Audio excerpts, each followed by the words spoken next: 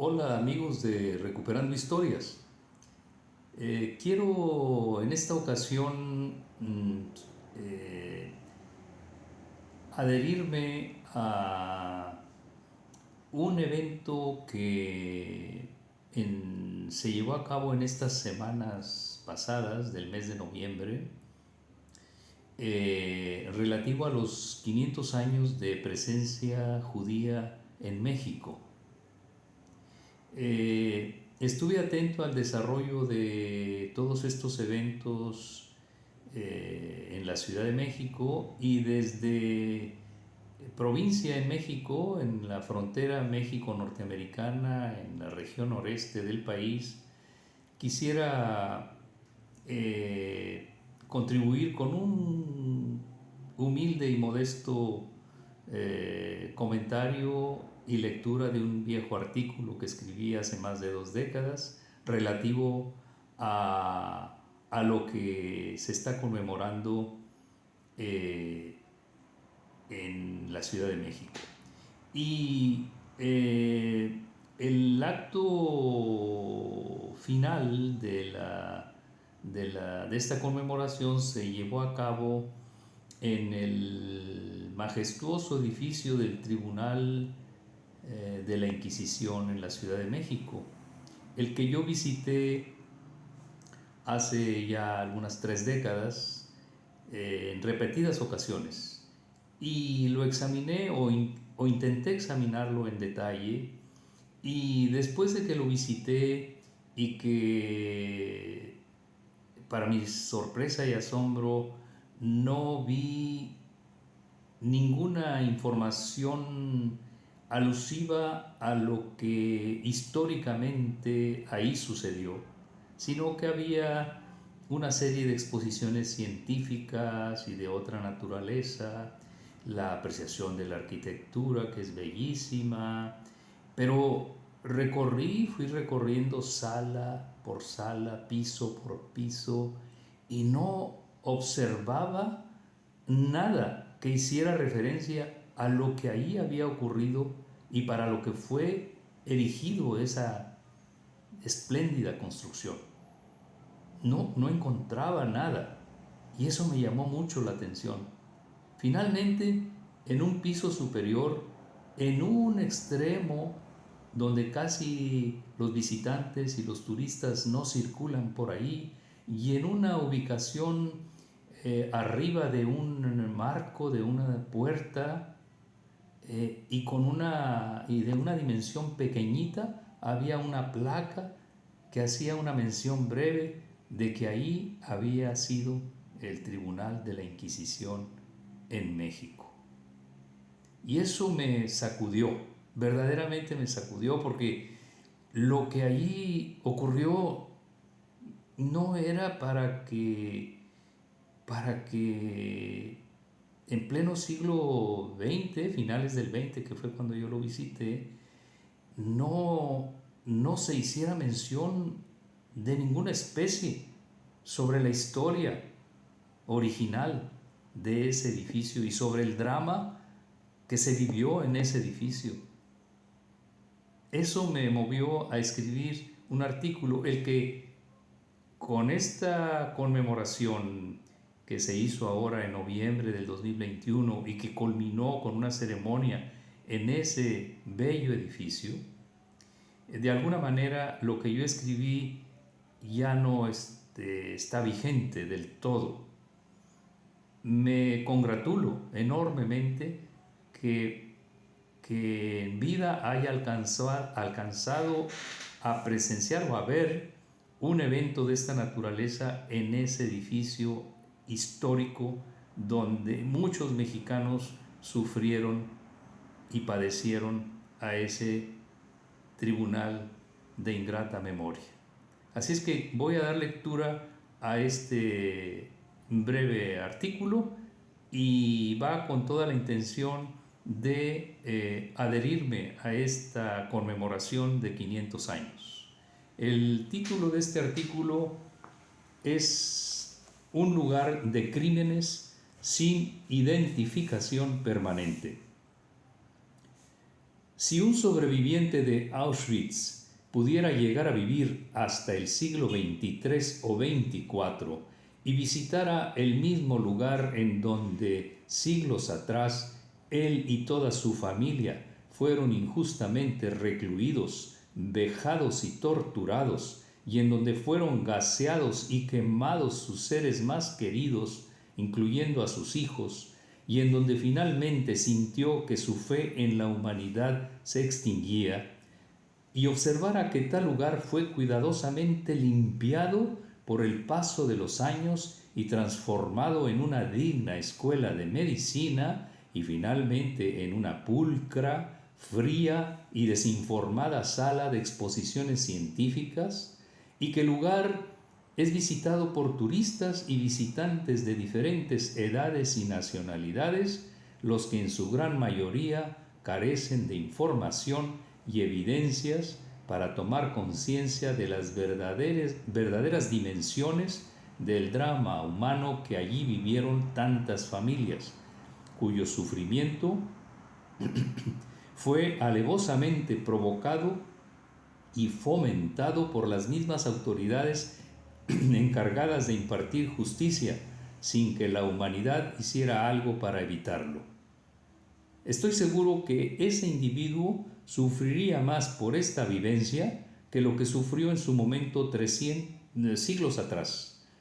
300 o 400 años atrás. Sufriría al ver la indiferencia y la desinformación de las nuevas generaciones, sufriría por el destino de una humanidad que quiere borrar su propia memoria y prefiere vivir sin aprender del pasado y sin saber quién fue, ni de dónde vino, ni qué ocurrió para ser lo que ahora es.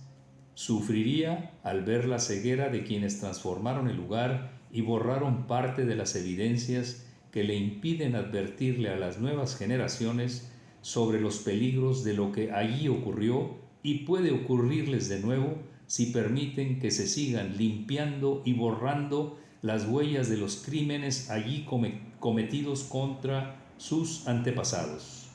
Sufriría porque la muerte y el dolor de sus seres queridos y de tantas personas más fue inútil y no sirvió de advertencia para la humanidad.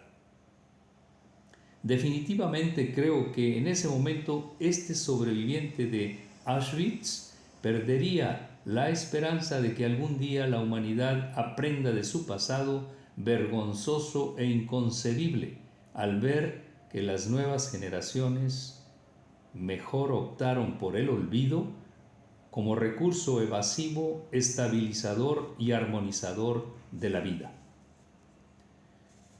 Si alguno de los sobrevivientes de los procesos del Tribunal del Santo Oficio de la Inquisición en México durante los siglos XVI y XVII hubiera alcanzado a vivir en la actualidad y visitara lo que ahora es el edificio que albergó siglos atrás al Santo Tribunal de la Inquisición, que injustamente recluyó, torturó, juzgó y mandó al quemadero a toda su familia, sentiría lo mismo que nuestro sobreviviente de Auschwitz, pues se encontraría en la realidad con todo lo que en el anterior relato en forma ficticia describí. Como mexicano, habitante de una de las regiones del país que más fueron golpeadas y vejadas por el Tribunal del Santo Oficio durante los siglos en que estuvo activo,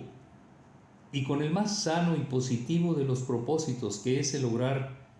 que mis hijos y las nuevas generaciones de México aprendan de nuestro pasado, quisiera expresar mi frustración por el hecho de que un lugar como el Palacio del Tribunal del Santo Oficio de la Inquisición en México siga aderezándose y cumpliendo funciones ajenas a lo que la historia de México y de la humanidad con todo su derecho pueden y deben exigirle: ser una muestra viva, clara y permanente las 24 horas del día y los 365 días del año de los horrores y crímenes allí auspiciados, permitidos y cometidos. Así como Auschwitz y Treblinka no pueden darse el lujo de ser utilizados para otros fines que no sean los de recordarle permanentemente a la humanidad lo que allí ocurrió, pues todas las vidas allí sacrificadas merecen por lo menos ese acto de justicia y de servicio para el futuro de la humanidad. Así, nuestro Tribunal del Santo Oficio les debe a tantas vidas y familias de mexicanos ese mínimo de respeto. No es posible que caigamos en esos niveles de olvido e indolencia hacia tanta gente inocente, víctima de la Inquisición, que fue fiel a sus ideas y que con su vida contribuyó a darle talla y valor a lo que ahora somos y tenemos.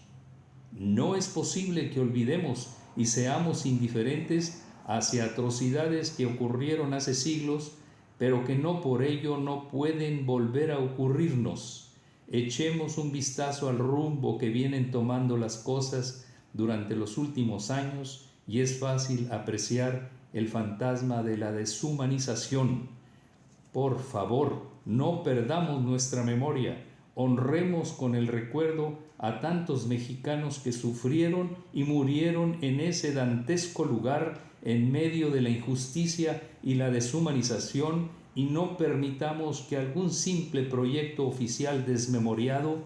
nos robe a la humanidad y a las nuevas generaciones de mexicanos el derecho a conocer las barbaries cometidas en ciertos momentos de nuestra historia, como fueron muchas de las acciones de este tristemente célebre Tribunal del Santo Oficio, que por más de 2 siglos destrozó la vida, la dignidad, la memoria y la cultura de tantas familias de mexicanos sometidas a procesos deshumanizados, cargados en su mayoría de irracionalidad, fanatismo y ambiciones materiales. No permitamos que con nuestros olvidos históricos se den las condiciones que permitan el resurgimiento de la deshumanización en México. Identifiquemos plenamente y permanentemente todo lo que nos ha hecho aparecer a lo largo de nuestra historia como animales irracionales y enseñémoslo así a nuestros hijos para que a tiempo sepan ellos advertir los peligros de tales conductas que no deben repetirse jamás. El palacio del Tribunal del Santo Oficio de la Inquisición debería ser, por siempre, un reflejo de las atrocidades allí cometidas, y no porque nos guste martirizarlos, sino porque la dimensión de las tragedias por él provocadas obliga a que la humanidad, generación tras generación, las conozca y aprenda de ellas. Bueno, amigos, yo sé que las palabras que utilicé en este escrito fueron precedidas de esa experiencia que tuve al visitar ese bello edificio. Pero como mexicano sentí una frustración enorme de ver el grado de indiferencia que existía para con los visitantes del lugar. Porque ese edificio no puede darse el lujo de no servir por lo menos de una gran lección a México y al mundo. Bueno, amigos de Recuperando Historias, gracias por permitirme entrar en su tiempo, al dedicarle parte de su tiempo a estos minutos de este artículo. Lo agradezco infinitamente y espero vernos en próximos videos. Hasta pronto y nos veremos.